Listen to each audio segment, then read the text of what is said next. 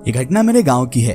मेरे गांव वाले अक्सर ये कहानी एक दूसरे को सुनाते हैं या एक दूसरे को ताने मारने के लिए ये कहानी सुनाते हैं। भूत प्रेत ये सभी नहीं है, ये तो सिर्फ आदमी के अंदर का डर है। डर ही किसी को भूत दिखा देता है और किसी को प्रेत। अक्सर ये बात लोगों के दिमाग में आती है, भूत प्रेत हैं या नहीं, अगर हैं तो वो दिखते क्यों नहीं, और अगर नहीं है तो फिर लोग उससे डरते क्यों हैं।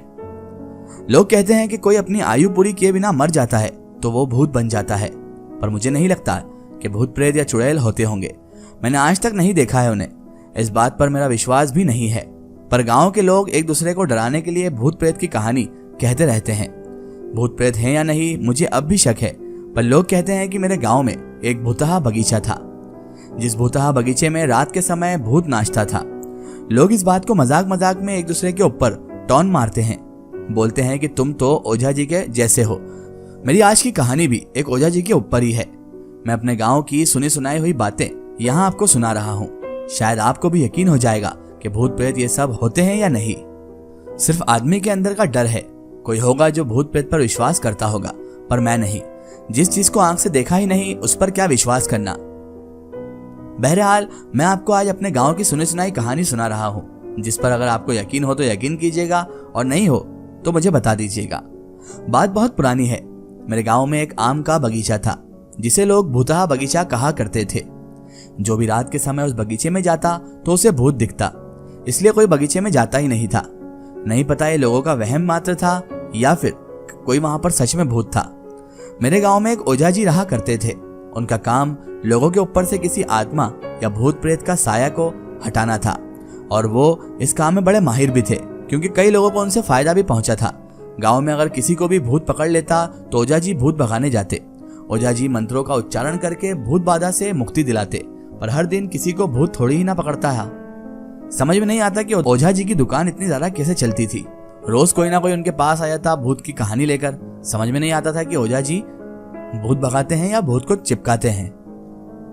बहरहाल ओझा जी का मुख्य काम था बगीचे की रखवाली करना। ओझा जी बहुत भूत प्रेत झाड़ा करते थे। शायद महीने में किसी को एक दो बार तो भूत पकड़ ही लेता था, तो वो भूत झाड़ने चले जाते। वैसे तो ओझा जी का मुख्य काम था बगीचे की रखवाली करना। जब आम का मौसम आता तो ओझा जी आम के बगीचे की रखवाली करते थे। लोग कहते थे कि जब आम का मौसम आ जाता है तो बगीचे में भूत घूमने लगते हैं। ओझा जी को भी पता था कि आम का बगीचा भूतहा है, वो एक भूतहा बगीचा है, पर रोजी रोटी का सवाल था। काम तो काम है, करना ही पड़ेगा। अगर काम नहीं किए तो खाना कहाँ से मिलेगा। ओझा जी सब कुछ जानते हुए भूतहा बगीचे की रखवाली करते थे। एक रात की बात है, ओझा जी अपनी कुटिया में थे। ओझा जी की कुटिया आम के बगीचे के अंदर ही थी, जहाँ पर वो रात के समय रहते थे और आम के बगीचे की रखवाली करते थे। रात के समय ठहरने के लिए आम के बगीचे के मालिक ने एक कुटिया बनवा दी थी। ओझा जी रात के समय उसी कुटिया के अंदर रहते थे। जब आम के बगीचे में कुछ हलचल होती तो ही बाहर निकलते। उस रात भी ओझा जी अपनी कुटिया के अंदर थे। तभी कहीं से घुंघरू की आवाज आने लगी। ऐसा लगा कि कोई अपने पैर में घुंघरू बांधकर कुटिया की तरफ आ रहा है। आधी रात का समय था। रात का सन्नाटा चारों तरफ फैल चुका था। अगर रात के सन्नाटे को कोई चीर रहा था तो वो थे घुंघरू की आवाज। धीरे धीरे घुंघरू की आवाज भी बढ़ रही थी। ओझा जी जान गए कि अब आम के पकने का समय आ चुका है, जिस कारण यहाँ भूतों का आना शुरू हो गया है। भूतहा बगीचे में भूत आ चुके हैं। ओझा जी को अब नींद कहाँ आनी थी। ओझा जी कुटिया के अंदर लगे हुए अपनी चारपाई पर बैठे हुए थे। तभी उन्हें लगा कि घुंघरू की आवाज उनकी कुटिया के दरवाजे तक आ चुकी है। फिर घुंघरू की आवाज दरवाजे से कुछ दूर गई। अब ओझा जी को लगा कि घुंघरू पहनकर नाच रहा है कोई। ओझा जी अपनी कुटिया के दरवाजे के फाक से दरवाजे के बाहर देखने लगे। झांक कर देखे तो उन्होंने देखा कि एक बिल्कुल ही काले रंग का आदमी जो कि आम के बगीचे में नाच रहा है। कभी कभी नाचते हुए कुछ दूर चला जाता तो कभी कभी नाचते हुए कुटिया के नजदीक चला आता। जब नजदीक आता तो ओझा जी देखते कि वो काला सा भूत अपने पैर में घुंघरू बांधे हुए है। ओझा जी को बहुत डर लग रहा था और अपनी चारपाई पर वो जाकर वापस बैठ गए। ऐसा बहुत देर तक चलता रहा। कभी आवाज कम हो जाती तो कभी ज्यादा। ओझा जी को समझ में नहीं आ रहा था कि बगीचे में ही भूत क्यों आता है। अगली रात को फिर से जब ओझा जी बगीचे में पहुंचे तो फिर से आधी रात के बाद घुंघरू की आवाज आना शुरू हो गई। कोई भूत फिर से बगीचे में आकर नाचने लगा। ओझा जी फिर से अपने कुटिया के फांक से झांके तो देखते हैं कि उन्हें वही काला भूत दिखाई देता है, जिसके शरीर में कपड़ा नहीं था। वो अपनी धुन में घुंघरू पहनकर नाच रहा था। ओझा जी को बहुत ज्यादा डर सताने लगा था। अगर आधी रात के समय अपनी कुटिया से बाहर निकलते हैं तो वो भूत उन्हें मार देगा, उन्हें मार डालेगा। ये सोचकर डर से कुटिया के अंदर ही वो रहते थे। ऐसा बहुत दिन तक चला। ओझा जी के डर के मारे रात के समय अपनी कुटिया से बाहर नहीं निकलते थे।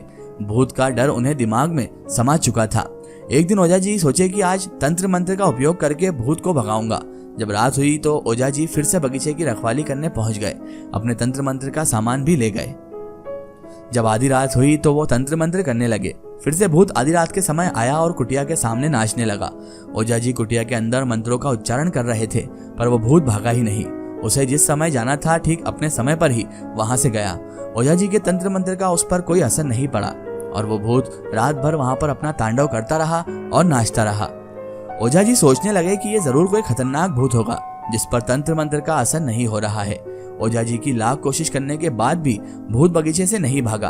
उन्होंने ये बात गांव में भी बताई कि भूतों का बगीचे में कोई भूत रात के समय आता है। उसके शरीर में कपड़ा नहीं रहता है, बिल्कुल काले रंग का भूत है। अपने पैर में घुंघरू पहनकर नाचता रहता है। गांव के लोग बोले कि आपको बगीचे की चौकीदारी का काम छोड़ देना चाहिए, नहीं तो कभी भी भूत का दिमाग फिरा तो आपको मार देगा। ओझा जी बहुत ही उलझन में थे। एक तरफ काम छोड़ते हैं तो रोजी रोटी से हाथ धोना पड़ेगा, अगर पहरेदारी का काम करते हैं तो जान से हाथ धोना पड़ सकता है। इसी उलझन में थी उनकी जान कि एक दिन बगीचे का मालिक बगीचे में आया। वो अपने बगीचे में आकर आम को देखा और ओझा जी से बोला, ओझा तुम बगीचे की रखवाली करते हो या आम तोड़कर बेचते हो? तो ओझा जी बोले कि मैं चोर नहीं हूँ जो आपके आम के सौदे करूं या आपके आम के पेड़ का आम चोरी करूं। ओझा जी बोले कि आप मेरा हिसाब कर दीजिए, आज के बाद मैं आपके आम के बगीचे की रखवाली नहीं करूंगा। एक तो मैं रखवाली करता हूँ, ऊपर से आप मुझ पर चोरी का भी इल्जाम लगा रहे हैं। तो बगीचे का मालिक बोला, क्यों? ओझा जी बोले कि आपके बगीचे में भूत रहता है, रात के समय यहाँ पर भूत आता है, मैं अब से भूतहा बगीचे में काम नहीं करूंगा। उनकी बात सुनकर मालिक बोला कि तुम ये बकवास क्या कर रहे हो? भूत प्रेत कहीं होते हैं क्या? ऐसी मनगढ़ंत बातें मुझे मत सुनाओ। पर ओझा जी तो अपनी जिद पर अड़े हुए थे।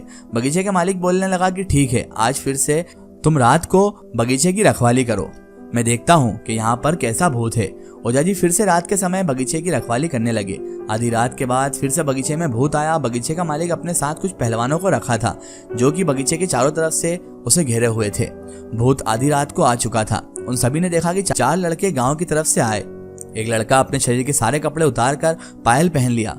वो नाचता हुआ ओझा जी की कुटिया की तरफ चला गया। इधर 3 लड़के आम तोड़कर बोरे में भरने लगे। बगीचे के मालिक के साथ जितने भी पहलवान आए थे वे सभी उनकी हरकत देख रहे थे। एक अच्छा मौका देखकर चारों के ऊपर धावा बोल दिया और चारों लड़कों को पकड़ लिया। ओझा जी को भी बुलाया गया और उनसे कहा गया कि भूतहा बगीचे का भूत पकड़ा गया है। ओझा जी जब सभी को देखे तो पहचान गए कि ये चारों तो गांव के ही लड़के हैं।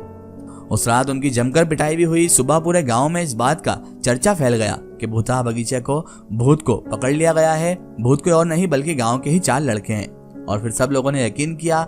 हर बार भूत ही नहीं होता, कभी कभी इंसान भी अपनी फितरत के मुताबिक भूतों का फायदा उठाकर चोरी चमारी भी करने लगता है।